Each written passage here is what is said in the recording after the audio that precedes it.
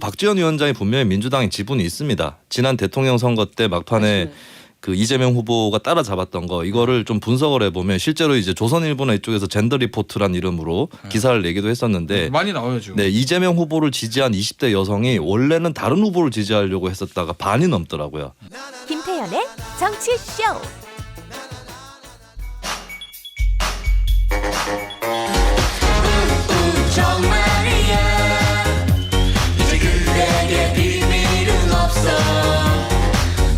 여의도 정치인들의 말을 풀어보는 시간, 여의도 정마리아 시간입니다. 두 분 모셨어요.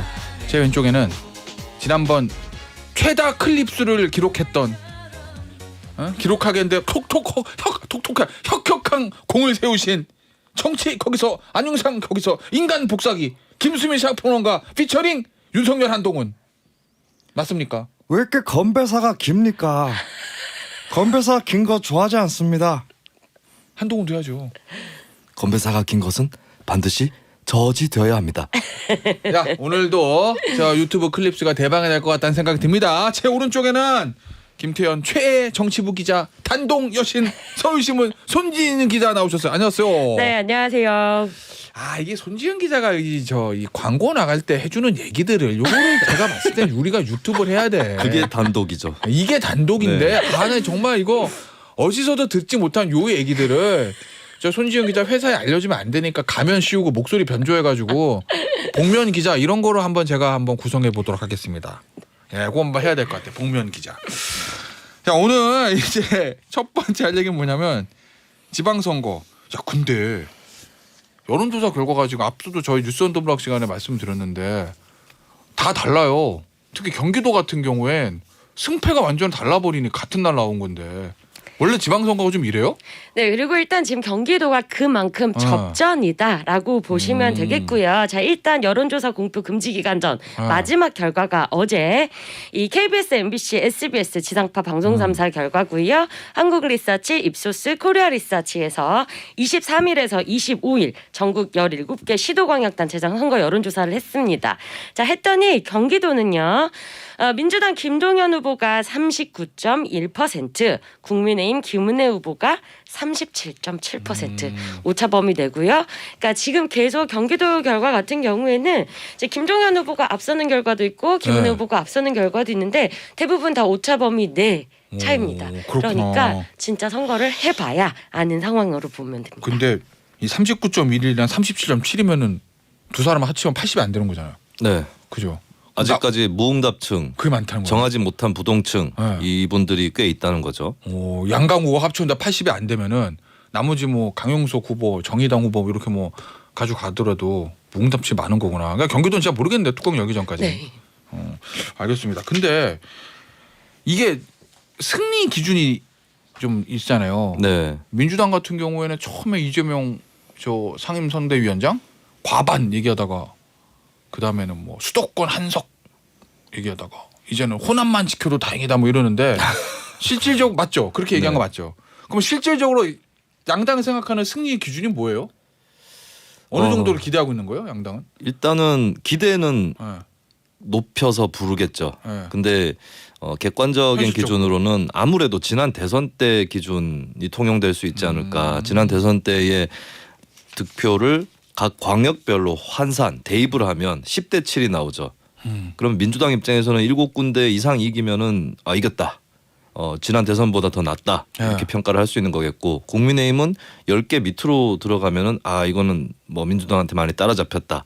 이렇게 볼 수 있는 거겠죠. 그리고 민주당 그리고 패배의 기준이라고 했을 때 민주당은 한 6개를 얻으면 좀 애매할 것 같고 5개 이하가 되면은 좀 참패에 가깝지 민주당은? 않을까. 그렇습니다. 그렇구나. 그럼 민주당은 호남 3석하고 제주도 4석하고 지금 우세한 곳 나머지 한 곳에 반드시 한두 곳은 더 이겨야 된다는 얘기네. 네, 경기, 인천, 세종이 지금 접전인데 네. 이제 요걸 누가 가져가느냐가 이제 각자 목표치의 달성 여부를 좀 결정할 것으로 보입니다. 자, 그런데 경기, 인천, 세종도 중요한데 민주당 입장에서는 또 하나 너무너무 중요한 데가 요거 보궐선거 계양을이잖아요. 속된 말로 국민의힘은 계양을 이기면 초대박.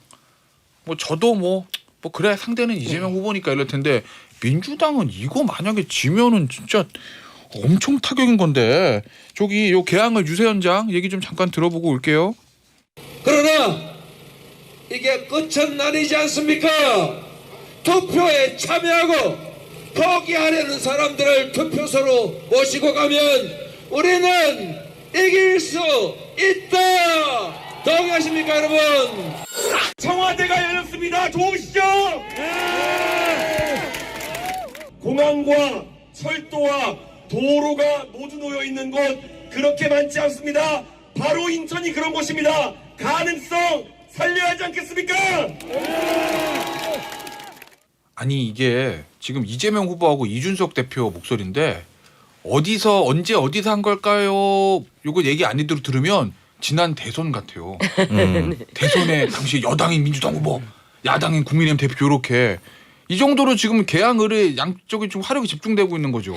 네, 왜냐하면 이제 처음에 선거가 시작될 때는 이재명 후보가 비판을 받았던 게 아니 왜 그렇게 좋은 곳, 편한 곳 개항을 해 나가려고 하느냐, 어려운 곳에 나가서 민주당 선거를 이끌어야 되는 게 아니냐 이거였거든요. 왜냐하면 송영길 대표가 그 의원할 때 한 20% 이상씩 매일 이기던데니까. 맞습니다. 그리고 지난 대선에서도 윤석열 후보가 당시 후보가 인천 전체 지역에서 가장 적은 표를 얻은 곳입니다. 제일 크게 진 거구나. 네, 그래서 민주당 당세가 워낙 강한 곳이라서 그때는 왜 이재명 후보가 대선 후보까지 하고 이렇게 편한 곳에 가느냐라고 했는데 지금 여론조사 결과를 보면은 지금 이재명 후보가 이제 앞서기는 하지만 접전 또 오차 범위 내에서 아주 약간 우세한 것 이렇게 나오기 때문에 이 부분에도 이제 국민의힘은 기대가 굉장히 높은 상황이고요. 이제 이재명 후보도 위기감에 그제부터는 비공개로 지역구 일정 소화하고 있는 중입니다. 인천 어떻게 될 개항을이 갑자기 지각 변동을 일으켜가지고 네. 험지가 돼버렸어요.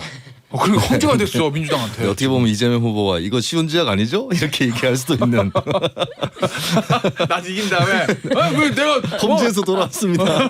좋은데 찾아왔다 누가 그래 험지인데 뭐 이렇게 어떨 것 같아요 이제 저 개항을 김재현 평가 보시기엔. 끝까지 박빙으로 가지 않을까 싶고 이게 그러니까 이재명이라는 거물급 정치인과 그 지역에서도 낙선을 거듭하던 윤영선 후보의 싸움을 넘어서서 사실은 다윗과 골리앗의 싸움이죠. 예, 근데 이재명 후보한테 조금 불리해진 거는 이제 이재명 대 비이재명, 반이재명 대결인 거거든요. 지금 후보가 예. 누군지가 중요한 게 아니라 그렇습니다. 예. 그러니까 사실은 저는 민주당이나 국민의힘이나 이번 지방선거에서는 그러니까 이재명 대 윤석열, 윤석열 대 이재명의 대결을 연장시키는 것은 바람직하지 않다. 선거 전략에서는. 예, 그래서 사실 예를 들면 친 이재명이 더 많겠어요? 비윤석열이 더 많겠어요?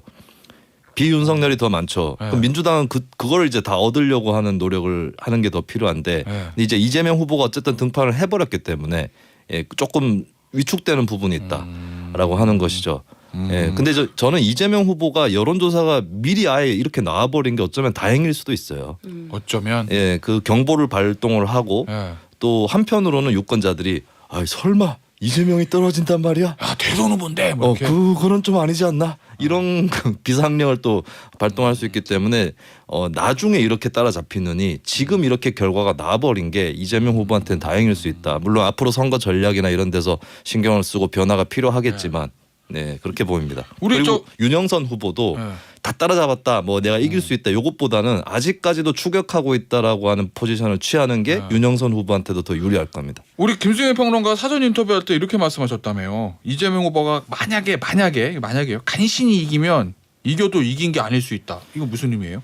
원래 이 지역구는 아까도 얘기 나왔지만 민주당의 전통적인 강세 지역인데 간신히 이긴다면 크게 의미는 없다라고 봐야 되겠죠. 국민의힘 입장에서도 선전한 것이 되겠고 그리고 결국에 중요한 거는 인천과 경기의 광역단체장 선거가 어떻게 연동되느냐 이겁니다. 그래서 이재명 후보가 만약에 그 인천 개항을 해서 이긴다 할지라도 자기 것만 보고 개표 다 했죠? 이러면 안 된다는 거죠. 네. 경기 인천 다 봐야 된다는 겁니다.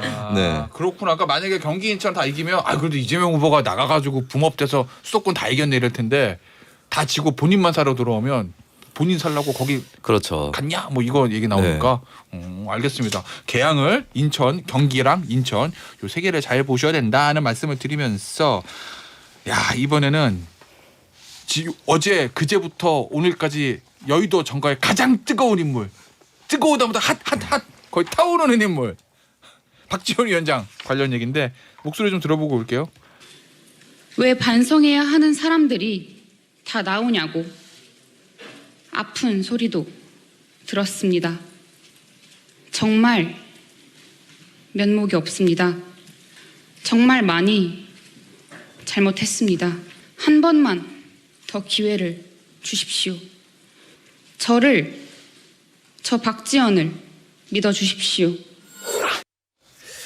자, 박지원 비대위원장, 민주당의 박지원 공동 비대위원장 얘기인데 일단은 요것을 볼게요. 첫 번째로 박지원 비대위원장의 뭐 내용 말하는 내용, 지적 자체 그 내용들이요. 뭐 586 뭐 물러나라. 뭐 최강욱 의원 징계 빨리 하자. 그다음에 팬덤 정당이 아니라 대중 정당으로 만들겠다. 요 한 3개 정도잖아요.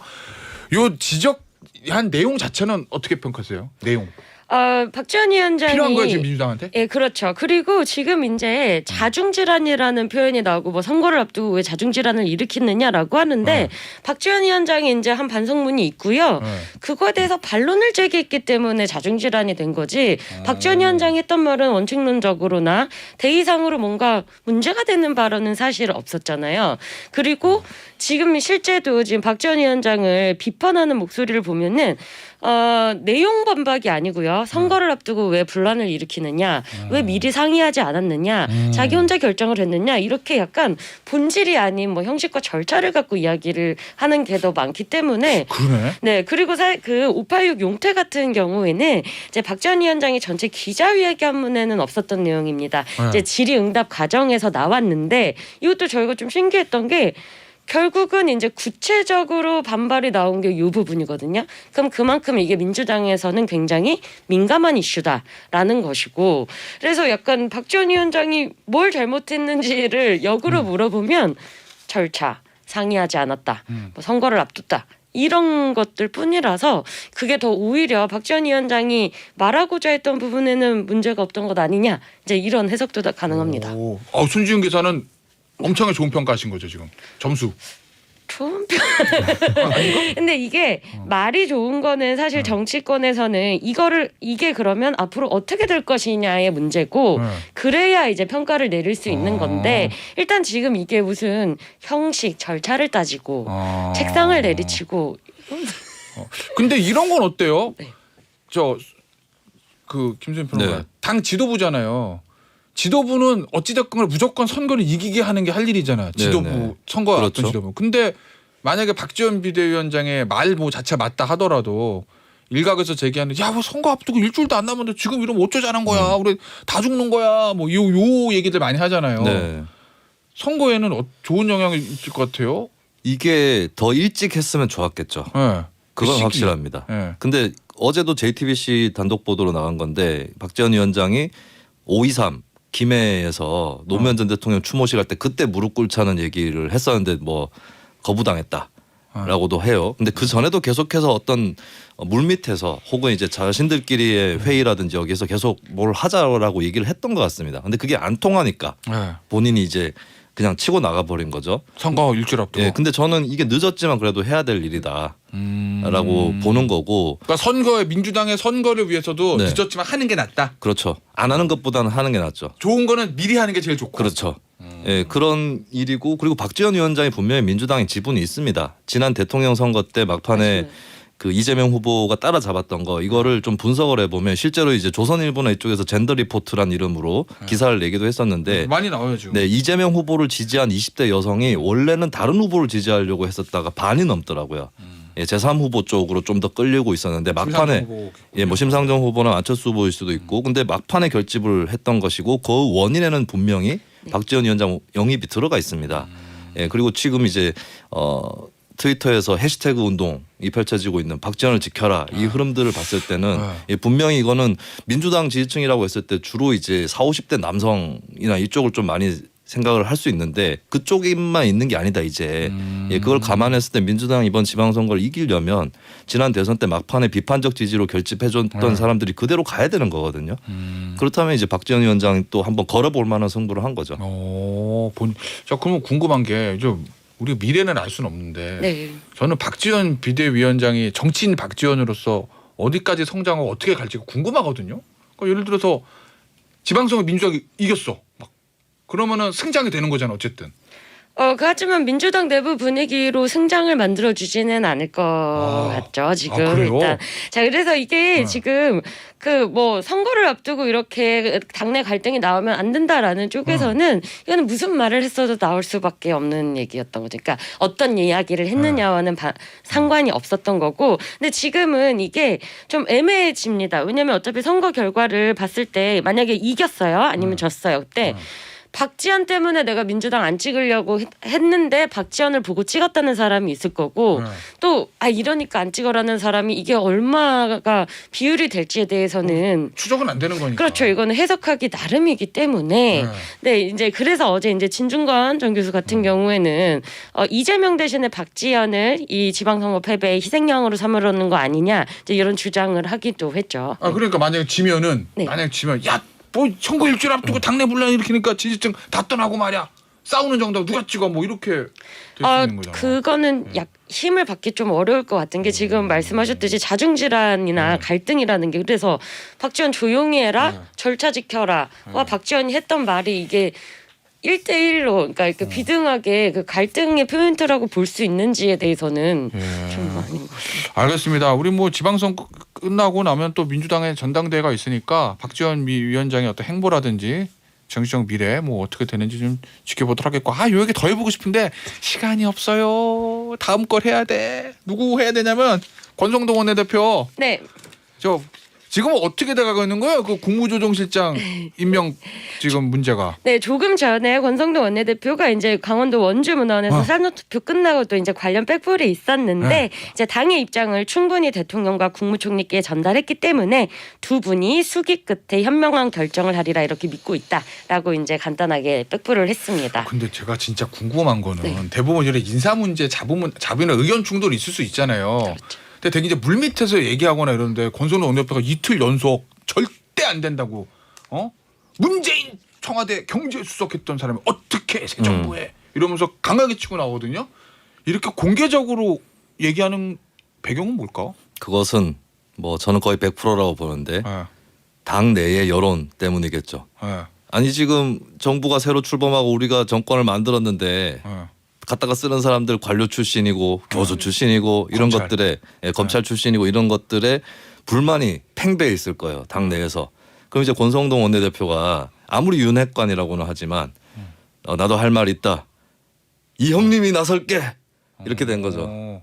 당내의 불만들 네. 하다 아무리 관료 좋아해도 하다 문재인 정부에서 했던 관료도 갖다 쓰냐 이런 불만 말하는 거구나. 그렇죠. 그죠? 만약 윤핵관으로서 처신을 한다면 오히려 조용하게 대통령을 뭐 찾아서 얘기를 한다거나 이렇게 할 수도 있겠지만 대놓고 얘기를 한 것은 물론 앞으로 있을 수 있는 일들에 대한 포석도 있겠지만 아무래도 당내 여론 그래서 대놓고 본인이 좀 나서줘야 되는 또 지난번에 검수완박 덜컥 합의 이것 때문에 당내에서도 또 보이지 않는 리더십의 어떤 형해화라든지 이런 게 있을 수 있는 거거든요.